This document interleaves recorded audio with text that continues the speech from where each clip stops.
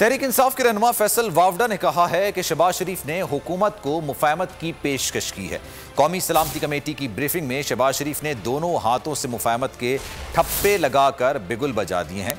तकनीकी एतबार से नून लीग के इंतजामी सरबराह शहबाज शरीफ हैं। कहा मरियम नवाज को नवाज शरीफ की साहबजादी होने पर पार्टी की सरबराही दे दी जाए।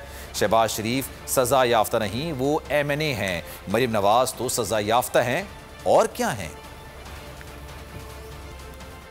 और मुफाहमत के अंदर अगर अभी जो ब्रीफिंग की मीटिंग है, अगर उसमें ओपनिंग स्टेटमेंट्स आप तक पहुंची है, मेरे तक भी पहुंची है, तो शहबाज शरीफ साहब ने तो मुफाहमत दोनों हाथों से लगा के ठप्पे लगा के मुफाहमत के बिगुल बजा दिए हैं। वो जो अभी सिक्योरिटी ब्रीफिंग हुई थी, टेक्निकली नून लीग का जो लीडिंग हेड तो नवाज शरीफ है और administrative head Shahbaz Sharif. Just because के वो नवाज शरीफ की साहबजादी है इसलिए उनको पार्टी दे दे। जैसे राना सदावरा साहब कह रहे हैं कि जी आप 10-12 होते हैं, 4 आदमी को नाम तो रहता, क्या ये कहीं लिखा हुआ है कि लीडर कई औलाद ही लीडर बन सकती है, चाहे वो लायक हो या नालायक हो। शहबाज शरीफ कन्विक्ट नहीं हुआ, शहबाज शरीफ पार्टी का प्रेसिडेंट, शहबाज शरीफ ऑपोजिशन लीडर है, शहबाज शरीफ MNA। मरियम नवाज क्या है? कन्विक्टेड है, नवाज शरीफ की बेटी है, कोई फ्यूचर नहीं है, कोई एक्सपीरियंस नहीं है। ये सारी पार्टी के जो वोट पुलर्स हैं, जो इलाकों से वोट लेते हैं, वो आपका लगता है मरियम नवाज के पीछे खड़ेंगे? उन्होंने ट्रेंड देख लिया, सब शहबाज शरीफ के पीछे खड़े हो गए।